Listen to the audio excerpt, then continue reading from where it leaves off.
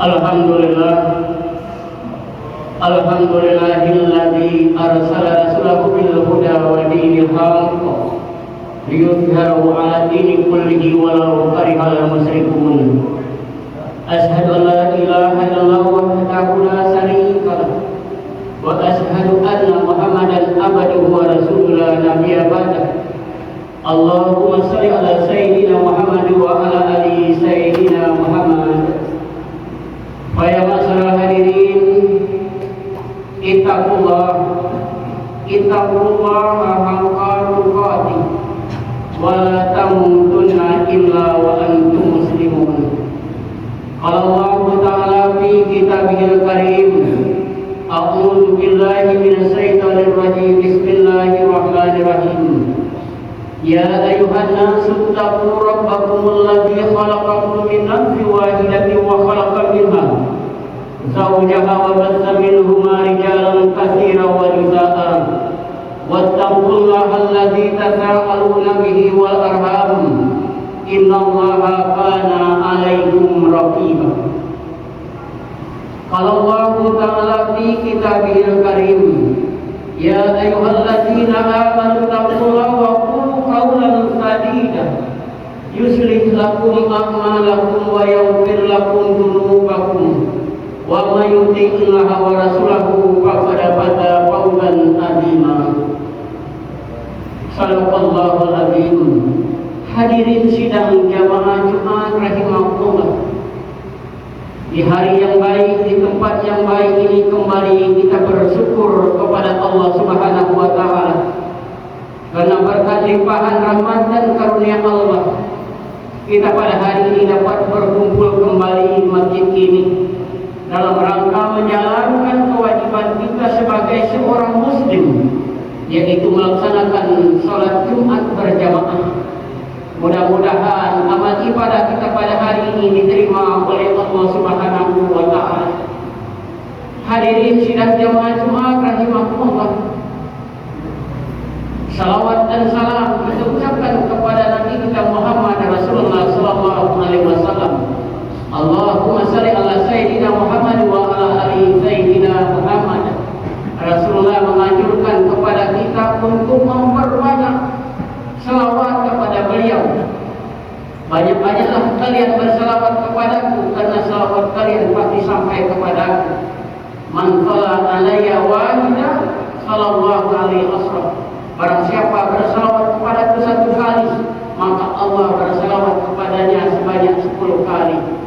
Hadirin sidang jamaah Jumat rahimakumullah, dalam kesempatan ini khatib mengimbau kepada kita semua, terutama kepada diri khatib sendiri, untuk selalu berupaya meningkatkan keimanan dan ketakwaan kita kepada Allah. Takwa yang sebenar-benarnya, takwa dalam pengertian mengikuti perintah Allah dan menjauhi segala larangannya. Takwa adalah wasiat Allah, wasiat para malaikat, wasiat para nabi, wasiat para sahabat dan orang-orang soleh. Dengan bertakwa hidup menjadi terarah. Dengan bertakwa hidup kita menjadi bahagia, bahagia dunia, bahagia pula di akhirat nanti. Dan Allah katakan, innal muttaqina fi jannatin wa na'im. Sesungguhnya orang bertakwa itu berada di dalam surga yang penuh dengan kenikmatan. Yang seperti dikatakan oleh Allah juga di dalam Quran surat An-Nisa di ayat 57. Walladzina amanu wa amilus solihati sanudkhiluhum jannatin tajri min tahtiha al-anhar khalidina fiha abadan lahum fiha azwajun mutahharah wa nudkhiluhum bilan dzalika. Adapun orang-orang yang beriman mengerjakan amal kebajikan, telah kami masukkan ke dalam surga yang mengalir sungai-sungai di bawahnya. Di sana mereka mendapat pasangan-pasangan yang suci dan ditempatkan di tempat yang teduh lagi nyaman. Mudah-mudahan kita termasuk golongan itu. Jangan seperti dikatakan oleh Allah, innal ladzina amanu innal ladzina kafaru bi ayatina sawfa nuslihim nar kullama nadijat juluduhum badalahum juga daerah pulau agama. Orang-orang kafir Itu kalau kami masukkan ke dalam neraka. Kullama nadidat juluhum badalnahum juludan ghairal azab. Setiap kali kulit mereka hapus, kami ganti dengan kulit yang baru. Dia dulu azab, biar dia merasakan azab. Namun bila kali. Hadirin sidang jamaah iman rahimahullah. Di dalam sebuah kitab dijelaskan Allah akan mengumpul manusia di hari akhir nanti. Sejak manusia yang pertama kali, yaitu Nabi Adam alaihissalam, sampai manusia yang terakhir, dikumpulkan di pada mahsyar, di tanah yang luas, di tanah yang berwarna putih. Waktu itu matahari 1 mil dari umur kita. Manusia waktu itu dalam keadaan tidak berbusana, dalam keadaan tidak beralas kaki. Bukan sedikit manusia di waktu itu, keringatnya sampai ke mata kakinya, ada sampai ke lututnya, sampai ke pusarnya, bahkan dan mandi dengan keringatnya sendiri. Ada orang di depan, di belakang, di kiri, di kanan, tidak ada apa-apa. Memang sesuai dengan amal perbuatan semasa ia hidup di dunia. Bukan sedikit manusia gelisah di waktu itu. Ada sekelompok orang menemui Nabi Adam alaihissalam. Wahai Adam, engkau adalah nabi kami, orang tua kami semua. Bermohonlah kepada Allah agar sidang pengadilan ini cepat dimulai. Kami tidak tertahan lagi dengan keadaan seperti ini. Mendengar itu Nabi Adam alaihissalam berkata, aku malu hari ini menghadap Allah Subhanahu wa ta'ala. Aku takut dikarenakan semasa hidupku aku pernah memakan barang haram. Cuma 1 kali. Itu Nabi Adam alaihissalam. 1 kali memakan barang haram, malu berhadapan dengan Allah Subhanahu wa ta'ala. Bagaimana dengan kita? Memakan barang haram. Kadang-kala kita tahu bahwa itu betul-betul bukan milik kita, milik orang lain, kita berani mengambilkannya. Kemana muka kita nanti, jemaah sekalian? Akhirnya Nabi Adam alaihissalam mengarahkan kepada Nabi Ibrahim. Berkatalah sekelompok itu menghadap Nabi Ibrahim. Wahai Ibrahim, engkau adalah kakek para nabi. Bermohonlah kepada Allah agar sidang pengadilan ini cepat dimulai. Kami tidak tertahan lagi dengan keadaan seperti ini. Lihatlah keadaan kami. Nabi Ibrahim menjawab, aku malu berhadapan dengan Allah pada hari ini. Dikenakan semasa hidupku aku pernah bohong 1 kali. Itu Nabi Ibrahim jemaah sekalian. 1 kali dia berbohong, malu berhadapan dengan Allah. Bagaimana dengan kita? Maaf, kadang-kadang hampir tanpa hari ini tidak bohong lagi. Sering berbohong itu. Hampir setiap hari kita bohong. Kemana wajah ini nanti jemaah sekalian? Kemana meletak muka kita? Sedangkan kita mau masuk ke dalam surga. Alangkah malu kita bohongkan. Lalu Nabi Ibrahim ini mengarah kepada Nabi Nuh. Bertemu Nabi Nuh ini ibarat hidup di dunia hari demi hari. Minggu berlalu, bulan berganti, tahun pun tiba. Bertemu dengan Nabi Nuh. Wahai Nuh, engkau adalah nabi dan rasul. Bermohonlah kepada Allah agar sidang pengadilan ini cepat dimulai. Kami tidak tertahan lagi dengan keadaan seperti ini.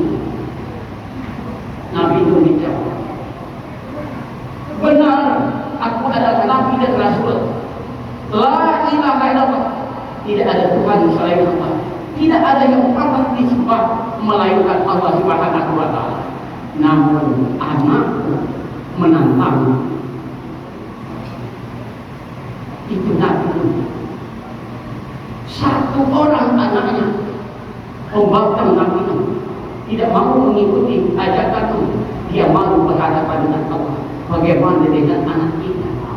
3 anak kita, 4 bahkan lebih tidak mendirikan sholat, Wallahi, kalau kita sudah meninggal nanti Bapak sekalian, sudah terkubur kita, yang menolong kita bukan rumah yang berguna, bukan kendaraan yang membina, harta jabatan tidak ada dan sebagainya, tetapi yang menolong kita, yang dapat menolong kita nanti adalah anak soleh dan soleh.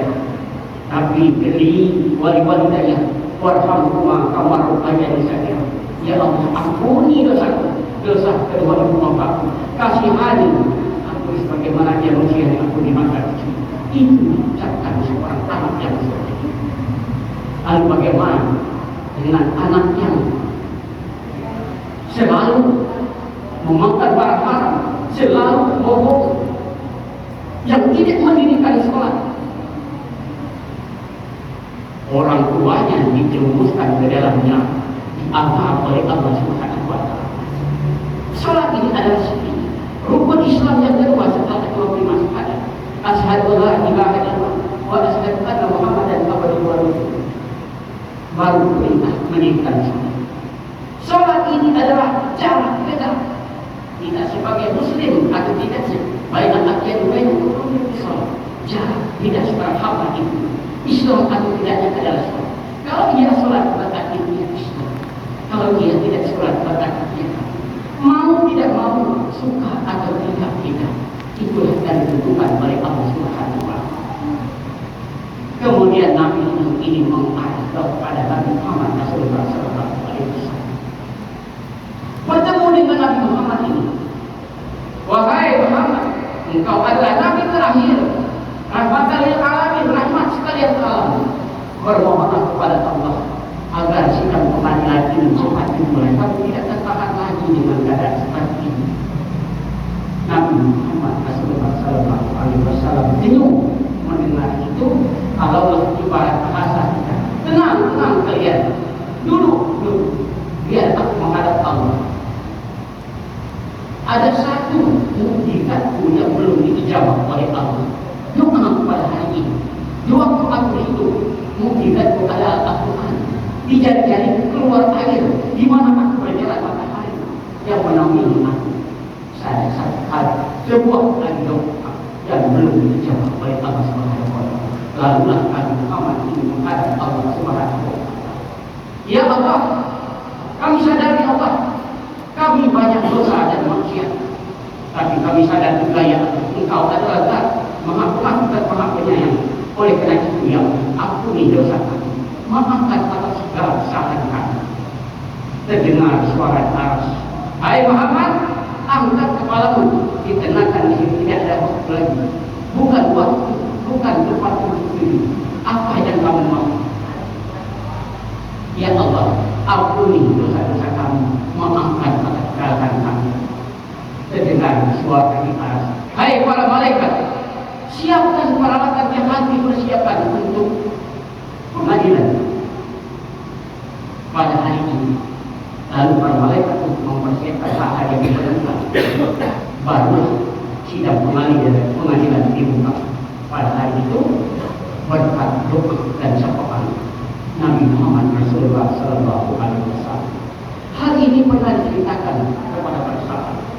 Para sahabat bertanya, ya Rasulullah, apakah seluruh umat Islam mendapat syafaat waktu itu? Rasulullah menjawab, tidak seluruhnya mendapat syafaat. Orang yang mendapat syafaat itu adalah orang yang mendirikan sholat, yaitu orang yang menyebut nama, yaitu bersalawat kepada Nabi Muhammad Rasulullah SAW. Oleh karena itu jemaah sekalian, jangan tinggalkan sholat. Kendati pun dosa kita besar, kendati pun dosa kita banyak. Berapa banyak, berapa besarnya dosa yang pernah kita lakukan. Kalau sholat kita tidak tinggal, kalau sholat kita lakukan, ada jalan Allah untuk memaafkan dan mengampunkan dosa dan pernah kita. Begitu juga sebaliknya, walaupun kita tidak pernah melakukan perbuatan keji, perbuatan maksiat, perbuatan yang dilarang oleh Allah, kita senang bersedekah, kita senang berpuasa, tidak mengganggukan orang lain, tetapi tidak mendirikan sholat. Itulah yang paling buruk di hadapan hadapan Allah Subhanahu wa taala. Laqad kafara sungguhnya kafir. Hadirin sidang jemaah rahimahumullah. Lalu yang kedua yaitu menyebut Nabi Muhammad Rasulullah SAW. Apa dalilnya untuk menyebut Nabi Muhammad SAW? Tentu adalah sahabat. Allahumma shalli ala sayyidina Muhammad wa ala ali sayyidina. Perintah bersalawat ini kalau kita banding dengan perintah Allah yang lainnya. Kalau Allah perintah kita sholat, sesungguhnya Allah tidak sholat. Kalau Allah perintah kita berpuasa, Allah tidak berpuasa. Allah perintah kita untuk berzakat, Allah tidak berzakat. Tapi saat Allah perintah manusia untuk bersalawat kepada Nabi, sesungguhnya Allah dan malaikat bersalawat kepada Nabi. Inna Allaha wa malaikatahu yusholluna Inna Allaha wa malaikatahu yusholluna 'alan nabi. Sesungguhnya Allah dan para malaikat bersalawat kepada Nabi.